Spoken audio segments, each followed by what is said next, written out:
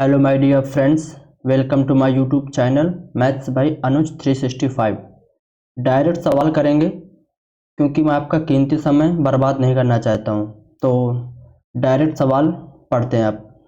A company allowed 9% commission on the total sales made by salesman and a bonus of 1% on the sales over ₹20,000 if the salesman deposited 63,200 rupees in the company after deducting his earning from the total sales made by him. Find the total sales. देखिए, एक company अपने विक्रेता को कुल बिक्री पर 9% commission देती है तथा 20,000 से ऊपर की बिक्री पर 1% बोनस देती है। यदि सेल्समैन अपनी कुल बिक्री से अपनी कमाई हटाकर शेष 63,200 रुपये कंपनी में जमा करा देता है तो कुल बिक्री ज्ञात कीजिए। ऐसे सवालों पर हम करते क्या हैं, इससे पहले वाली क्लास में मैं बता चुका हूं। तो इन सवालों को शॉर्ट में करते हैं और एक बेसिक से करते हैं। तो बेसिक से मैं आपको पहले वाली क्लास में करा चुका हूं, तो आज हम डायरेक्ट शॉर्ट से करेंगे। ठीक है, तो एक कंपनी अपने विक्रेता को कुल बिक्री पर 9% कमीशन देती है, तो हम क्या करेंगे, एक लाइन ड्रॉ करेंगे। अब कह रहा है कि एक कंपनी अपने विक्रेता को कुल बिक्री पर 9% कमीशन देती है। कितना? कुल बिक्री पर 9%। भैया टोटल सेल्स पर कितना? 9% कमीशन देती है। तो टोटल सेल्स हमने कितना कमाया? 9%। ये सेलर की कमाई है भाई साहब। ठीक है, 9% कमीशन मिलता है किसको? सेलर को। अब 20,000 रुपए से ऊपर की बिक्री पर 1% बोनस देती है। कंपनी का नियम क्या होता है, कंपनी अपने प्रॉफिटेबल के लिए क्या करती है कि कुछ पॉलिसी नई नई लाती है। कहती है अगर 20,000 से ऊपर की जितनी आप बिक्री करोगे उसका 1% बोनस आपको दे दिया जाएगा। ठीक है, वो किसको मिलेगा? सेलर को मिलेगा। जैसे सपोज अगर 30,000 रुपए उसने जो है सेल किया होगा तो उसका बोनस कितना बनेगा? 10,000 पर, है ना? 10,000 पर बोनस बनेगा ना, 10,000 का 1% बोनस बनेगा। इसी तरीके सवाल को हम बेसिक बता चुका हूं पहले। तो क्या करेंगे, 20,000 1 2 3 20,000 से ऊपर की बिक्री पर कितना? 1% का बोनस मिलता है। ठीक है, 1% बोनस मिलता है और कंपनी को जमा करा देता है 63,200। कंपनी को जमा करा देता भैया, कंपनी को जमा करा देता है 63,200 रुपए। इतनी बात क्लियर? अब बताइए यस। अगर इतनी बात क्लियर हो गई हो तो आगे चलते हैं। भैया उसने कंपनी को 63,200 रुपये सेलर ने भैया अपना कमाने के बाद, सेल करने के बाद कितना रुपये जमा कर दिया? 63,200 रुपया कंपनी में जमा कर दिया।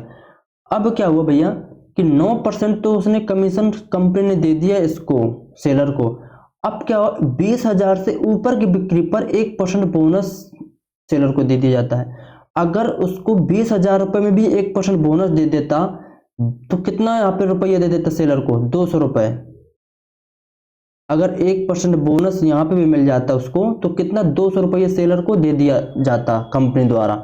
अब कंपनी में जमा करना 63,200 रुपये जमा करा देता है। ठीक है, जब 63,200 रुपये कंपनी में जमा करा देता है और कंपनी देती है सेलर को 200 रुपये यहाँ पे, तो यहाँ पे सेलर को प्रॉफिट हो गया।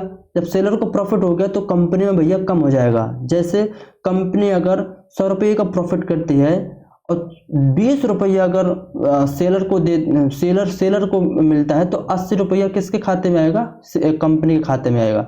ऐसे अगर 63,200 रुपये उसने पूरी कमाई की, लेकिन पूरी कमाई के 200 रुपये और जो है बोनस में दे दिया जाता है अगर सेलर को, तो 200 रुपये कम करके पूरा कंपनी में प्रॉफिट में रहेगा 63,000 ओनली, क्योंकि -200 रुपये तुमने सेलर को दे दिया था बोनस के रूप में। अभी कंपनी का पूरा प्रॉफिट हो गया 63,000 का। ठीक है, तो सेलर को कितना प्रॉफिट हुआ भैया? कितना कमीशन मिला? 9 + 1%, यानी सेलर को मिला 10%, तो कंपनी को मिला 90% प्रॉफिट, है ना? तो 90% की वैल्यू 63,000, तो 100% की वैल्यू कितनी होगी? तो 90 बटे आएगा और 100 ऊपर आ जाएगा। अब देखिए भैया, ये से कट गया 9 7 63, 700 आएगा। 700 को मल्टीपल 100 में करोगे तो 70,000 70,000 आ जाएगा। Option number B is the right answer. अगला सवाल, नेक्स्ट क्वेश्चन कह रहा है एक कंपनी अपने विक्रेता को 10,000 रुपए की बिक्री पर 5% कमीशन देती है। ठीक है, एक लाइन ड्रॉ करो। 10,000 रुपए की बिक्री के ऊपर कितना 10,000 रुपए की बिक्री पर 5% कमीशन देती है और 10,000 के ऊपर की बिक्री पर 4% का कमीशन देती है। ये तो गलत हो गया भाई सेलर के साथ में। सेलर को पहले 10,000 रुपये 5% कमीशन मिलता था, अगर वो ज्यादा बेच देता है तो 4% कमीशन देती है, तो सेलर को तो उसमें नुकसान हुआ है। ठीक है, तो सेलर ने कमाई हटाकर कितने कंपनी में जमा कराया? 31,100 रुपया। ठीक है, यहां पर टोटल कमाई 5%। भैया 10,000 रुपये में तो 5% कमाई होती थी सेलर को, लेकिन 10,000 के ऊपर की बिक्री पर 4% कमाई होती है, तो इसमें लॉस हुआ भैया किसका? सेलर का लॉस कितना हुआ भैया? 1% का लॉस हुआ। अगर 1% का लॉस हुआ तो 1% इसमें निकालोगे तो कितना? 1% निकालोगे तो कितना निकल के आएगा? 100, क्योंकि 2 जीरो नीचे के कट जाएंगे, है ना, तो 2 जीरो नीचे कट जाएंगे तो 100 रुपये बचेगा। यानी 100 रुपया क्या हुआ? इसमें सेलर का नुकसान हो गया भाई साहब। 100 रुपये क्या हुआ? सेलर का नुकसान हो गया, तो कंपनी का प्रॉफिट हो जाएगा। आप कहेंगे यस सर, कंपनी का तो प्रॉफिट हो जाएगा। मैंने क्या कहा? अगर सेलर का नुकसान होगा तो कंपनी का प्रॉफिट होगा, कंपनी का प्रॉफिट होगा तो सेलर का नुकसान हो जाएगा। जब सेलर का 100 रुपये का नुकसान हुआ, सेलर का 100 रुपये काट लिया जब कंपनी ने, तो कंपनी का कमाई बढ़ जाएगी। तो कमाई कितनी थी पहले? 31,100, तो 100 रुपया और बढ़ जाएगी, तो कितना हो जाएगा? 31,200, 31,200 रुपये हो जाएगा। ठीक है, और अब 4% जो है उसने 4% देने के बाद 31,200 रुपये उसको कमाई हो गई। तो 4% की वैल्यू क्या होती है? 4% की वैल्यू होगी, आप कहेंगे 1/25, यानी 4% कमीशन देती है ना, 4% कमीशन, 4% कमीशन देती है। तो 25 अगर टोटल सेल्स है, 25 अगर टोटल सेल्स है तो 1 रुपया सेलर को देता है। तो कंपनी कितना रखती है अपने पास? 24। कंपनी कितना रखती है अपने पास? 24/25। अगर 25 टोटल सेल्स है तो 24 रुपया अपने खाते में रखती है, 1 रुपया खाली देती है, 1 यूनिट देती है खाली सेलर को। तो 24 की वैल्यू कितनी भैया? 24 की वैल्यू 31,200 रुपया। तो 25 की वैल्यू निकालना है, तो बटे 24 करो, गुणे 25 करो, 8 से काटो, 8 तिया 24 और 8 दूनी 8 तिया 24, 8 नम 72, डबल जीरो ये हो जाएगा। 3 से और काट दो, 3 कम 3, 3 तरह करना 1300, और 1300 गुणे 25 में करोगे तो कितना आ जाएगा? 32,500। 32,500 option number D is the right answer. 32,500 रुपये। ये सवाल समझ में आया कि नहीं आया? ठीक है, बताइएगा जरूर। देखो, चैनल को सब्सक्राइब कर लीजिए भैया और वीडियो को शेयर कर दीजिए। वीडियो को शेयर कर दीजिए, चैनल को सब्सक्राइब कर लीजिए। चलिए नेक्स्ट क्वेश्चन पे चलते हैं। हाँ देखो, हमने कमीशन वाले सारे क्वेश्चन के टाइप खत्म कर लिए। अब हम दूसरे टाइप पर चलते हैं।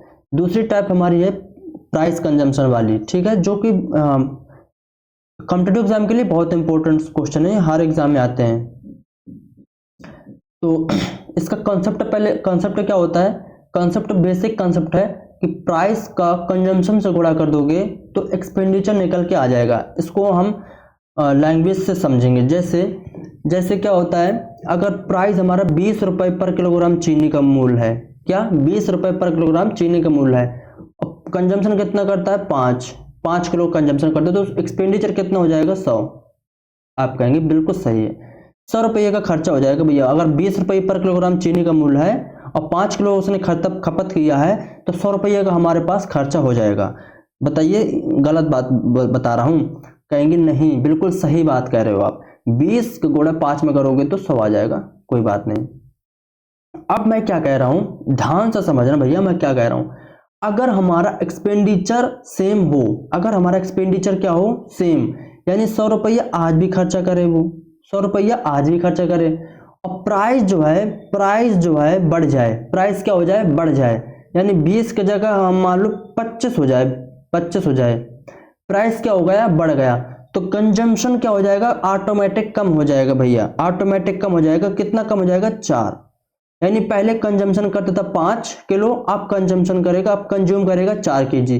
पहले कंज्यूम करता था 5 केजी, अब कंज्यूम करेगा 4 केजी। क्यों? इस कौन से केस में? जब जब एक्सपेंडिचर सेम हो, हमारा अगर सेविंग बराबर है अगर, तो प्राइस और कंजम्पशन एक दूसरे के इनवर्सली प्रोपोर्शन हो जाते हैं। जैसे इसका हम रेशियो ले लेंगे तो 5 चौको 20 और 5 25, कितना 4:5 के रेशियो में है। अगर प्राइस का अनुपात हमारा 4:5 में है तो कंजम्पशन हमारा 5:4 में हो जाएगा। भैया अपोजिट देखो, 5 ऊपर जाएगा 4 नीचे आ जाएगा, है ना। तो इनवर्सली प्रोपोर्शन होते हैं भैया अगर एक्सपेंडिचर सेम हो। ये हमारा बेसिक कॉन्सेप्ट है, इसी कॉन्सेप्ट से हम सवाल करेंगे। प्राइस इंटू कंजम्पशन बराबर एक्सपेंडिचर, यानी हम कहेंगे एक्सपेंडिचर हमारा सेम है तो प्राइस और कंजम्पशन के रेशियो क्या होते हैं? इनवर्सली प्रोपोर्शन होते हैं। ठीक है, जैसे प्राइस का रेशियो अगर 4:5 में है तो कंजम्पशन यानी कंज्यूम कितना करेगा? 5:5। ये मेरे कहने का मतलब भैया, अगर प्राइस का रेशियो 4:5 में तो कंजम्पशन हमारा 5:4 के अनुपात में होगा। इनवर्सली प्रोपोर्शन होते हैं। ठीक है। अब सपोज देखो कंजम्पशन निकालना है हमें, अगर हमें कंजम्पशन निकालना है कंजम्पशन, तो एक्सपेंडिचर यानी खर्चा बटे प्राइस कर दोगे तो हमारा कंजम्पशन निकल के आ जाएगा। ठीक है, इन सारी चीजों से हमें प्राइस का मतलब प्राइस का फार्मूला पता चल जाएगा, एक्सपेंडिचर का तो पता है, कंजम्पशन का भी पता चल जाएगा। कंजम्पशन का फार्मूला क्या होगा भैया? एक्सपेंडिचर में प्राइस का भाग कर दोगे तो हमारा कंजम्पशन निकल के आ जाएगा। अब सवालों पर समझते हैं। सवाल कर रहे थे चीनी का मूल्य 20% बढ़ता है, चीनी की खपत में कितने % की कमी की जाए जिसमें कुल खर्च समान रहे। प्राइस का रेशियो कितना भैया? 20% बढ़ता है तो 20% की वैल्यू कितनी होती है? 20% की वैल्यू होती है 1/5, यानी पहले 5 था तो अब 1 बढ़ के कितना हो जाएगा? 6। तो प्राइस का रेशियो क्या हो जाएगा? 5:6। अगर हमारा खर्चा समान रहे, कुल खर्चा समान रहे तो कंजम्पशन क्या हो जाता है? कंजम्पशन हमारा हो जाएगा 6:5। प्रोपोर्शनल इनवर्सली प्रोपोर्शन होते हैं भैया 6:5, यानी पहले 6 यूनिट खर्चा करता होगा, 6 यूनिट कंज्यूम करता होगा, तो अब कितना कंज्यूम करेगा? 5। कितना कम हो जाएगा भैया 6 में से? ये ओरिजिनल हमारा, ये अब है, ये ओरिजिनल पहले कितना था अब कितना कर रहा है? तो पहले भैया 6 था तो कितना कम किया? 1। हमेशा ओरिजिनल नीचे होता है, तो हम इसका परसेंट निकालेंगे तो 16/2/3%, 16/2/3%। चलिए सब्सक्राइब भैया प्लीज। तीसरा क्वेश्चन कह रहा है, दूसरा क्वेश्चन, चीनी का मूल्य 30% घटता है, उसकी खपत कितने % बढ़ाई जाए जिससे कुल खर्च 10% की कमी हो। तो क्या करेंगे? प्राइस का रेशियो लेंगे। प्राइस का रेशियो क्या है? 30% घटता है, 30% की वैल्यू होती है 3/10। 3/10। अगर ओरिजिनल हमारी प्राइस 10 है तो घटकर कितना हो जाएगा? 7, क्योंकि 3 घट गया है। 30% घटता है, 3 घट के कितना हो जाएगा? 7।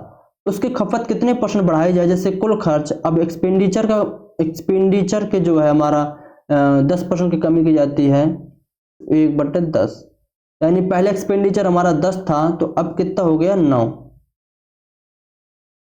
हमें क्या करना है? खपत की बढ़ाई, कितना खपत निकालना है, कंजम्पशन निकालना है। कंजम्पशन का फार्मूला क्या होता है भैया? एक्सपेंडिचर अपॉन प्राइस, तो 10/10, इसमें 9/7। अब क्या करोगे? 10 से 10 तो काट सकते हो, नीचे 7 है तो क्या 7 को उड़ा दो, 7 को ऊपर नीचे गुणा कर दो भैया, 7 का गुणा करोगे तो कितना हो जाएगा? 7:9। कितना बढ़ा? 2 बढ़ा भैया, 7 से कितना बढ़ा? 2। कितने में से? 7 में से। गुणे 100 करोगे, 2/7 गुणे 100 यहाँ पे कर लेते हैं। ठीक है, इसको इरेज कर दो।